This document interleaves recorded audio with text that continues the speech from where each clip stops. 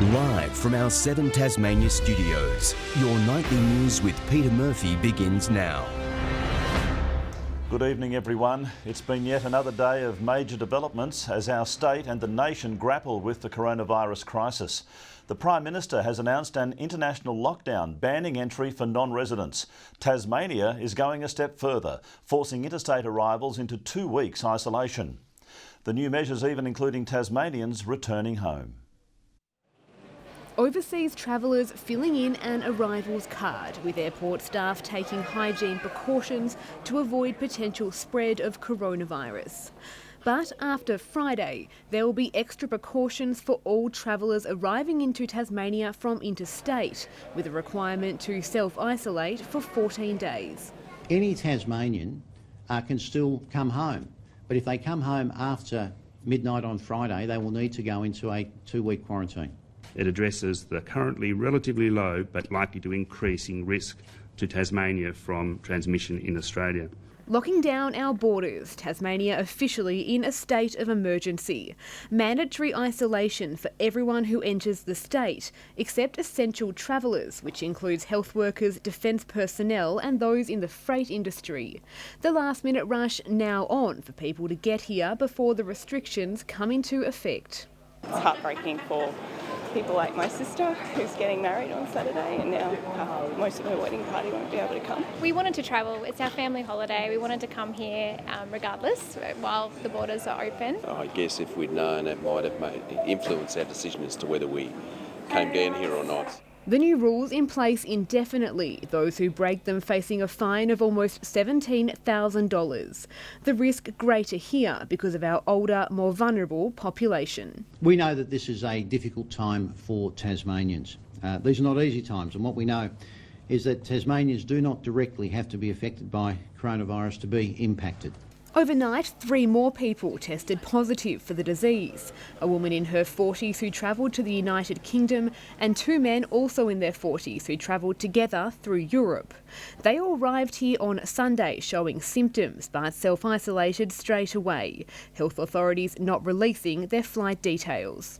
Very little community exposure, or there was no community exposure from any of these 3 people in Tasmania. They are not connected to any of the previously confirmed cases. So to be clear, the 10 cases that we all have so far have been either travellers from overseas or associated with travellers from overseas. Around 700 tests have now been done in the state. Michelle WISBEY, 7 Tasmania News. Empty stools and empty glasses, that's the sad new reality facing Tasmania's pubs and clubs. Coronavirus has halved patron numbers at some venues and owners say they could be calling last drinks. The writing is on the wall for venues facing the virus. These guys are off. This is from the UK, that's off. At the Brisbane Hotel, a promising month of live music has been replaced with dread and uncertainty. I think we're screwed, to be honest. At this stage, we don't know. We still have our kitchen running. We're doing Uber Eats. Pubs and nightclubs are among many paying the price for the pandemic. Some are grappling with rules restricting more than 100 people. They're also preparing for the prospect of calling last drinks. We're just going to stay open until the government say that we can't be open anymore, and then we'll just see how things play out after that. At Launceston's Alchemy Bar, owner Ralph Norton says there's been a 50% drop in patrons. Shifts have been cut, worse could follow. And possibly closing the premises, which is our last resort, but if it comes to that, we'll have to do it. To manage the risks, they've gone cashless. Furniture is now further apart. The bar is the cleanest it's ever been. When we can get sanitiser, it's very difficult to get it all the time. The guys are cleaning, their regime is really strict. With strict new state border rules coming into force on Friday, business groups say short-term pain is needed for long-term gain. We're already hearing of hotels that are shutting at this point in time, that are shutting down. We're hearing of guiding companies that are shutting. I suspect we'll also in time see some local retailers follow suit. A hangover that could last for years. Sean McComish, 7 Tasmania News. With supermarket shelves stripped bare due to people panic buying essentials, Tasmanians are being urged to remain calm in this time of crisis. Food relief suppliers say it's business as usual with no reduction in supply, while manufacturers are amping up production to cope with the increased demand. Busy volunteers hard at work at Foodbank's warehouse, packing essential grocery supplies destined for local charities. The not-for-profit emergency food supplier says they're seeing more calls for help due to the coronavirus pandemic, and it isn't slowing down. It is business as usual. We're getting unusually a number of phone calls for donations, but we're an agency welfare model. We do 74,000 meals a month, so we're there, and as you can see, it's quite busy in the warehouse at the moment. They've seen a small hit due to people panic buying items such as hand sanitizer and toilet paper. Despite this, the provider is urging people to remain calm, as their supplies and services are guaranteed. We're in unprecedented times, but I'm here to assure you that Foodbank Tasmania is here to support those vulnerable people in the community. Local bread manufacturer Cripps has seen a 50% increase in product demand in the last week, adding extra shifts to ensure continuity of supply. We're going to continue baking 7 days a week and delivering to the market 7 days a week. So there's no reason for Tasmanians to get concerned. But as supermarkets are stripped, the state government says it's been assured there's no threat to our food supplies. What I was assured by Coles and Woolworths is that the supply chains remain open, that even at the very worst, they will still be able to supply Tasmania, even at the very worst. And that is the message that I want Tasmanians to understand. We'll be okay. We'll get through this if everybody pulls together. Ebony ABBLITT, 7 Tasmania News. Calls to change the date of Australia Day have reignited, with the Burnie City Council passing a motion to lobby all levels of government on the issue. Aboriginal leaders had praised the initiative, saying change would help end division on the National Day of Celebration.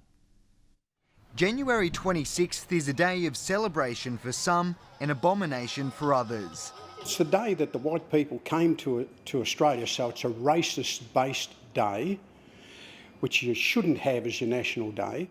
The state's dark history seared in the mind of Ken Dorsey. There was genocide in Tasmania, there's no question about that. I think they were down to about a dozen on Flinders Island. The Burnie councillor calling for a major shake-up of Australia Day, moving a motion to take the council's concerns to the local government association. And have a united stand on changing the date. I hate the vitriol on Australia Day. Why do we have to hate people on a day that we should all celebrate? Launceston is among a number of councils across Tasmania already taking a stand. Last year it voted to scrap celebrations and only holds mandated citizenship ceremonies on Australia Day. We just think it's important that it's a day not just for a limited number of people, but it's for all Australians, and that includes Aboriginal people. If the matter is supported by councils at the state conference later this year, advocates plan to lobby the federal government to act urgently and change the date. The one day of the year that people cannot join in is January 26, so let's look at other dates. Garth Burley, 7 Tasmania News. 2 men in their 50s have been airlifted to safety following separate rescues at the Overland track this morning. One man had to be retrieved from Pellion Hut after suffering a knee injury. Another man was later located at the Windermere Hut after he was affected by a medical condition. State Growth is investigating an issue with the Bridgewater Bridge. The department says there's a problem with its lifting span, preventing it from opening safely to its raised position. State Growth hasn't revealed the exact cause of the issue, but says it is safe for vehicles to cross. Mast warns the passage will be closed to marine traffic until the end of April. For Tasmanians looking for work, the latest Seek employment report has highlighted key growth areas. In February, job ads were up for community services and healthcare. Our state had the biggest increase in advertisements, up more than 4% from last year. The average salary also grew, but it is still the lowest in the country at $80,000 per year. Seek reported a decline in ads for hospitality, tourism and education, but it says next month's data will provide more of an insight into the impact of the virus outbreak. The Southern Football League has joined other competitions in postponing its season. Last night the board voted unanimously to suspend games until the end of May. It follows the TSL, NTFA and NWFL in pushing back the season. Tasmanians riding in the Australian Off-Road Championship have also been affected. The next round of action at Nowra in New South Wales has been scrapped. The series is due to be held in Wynyard later this year.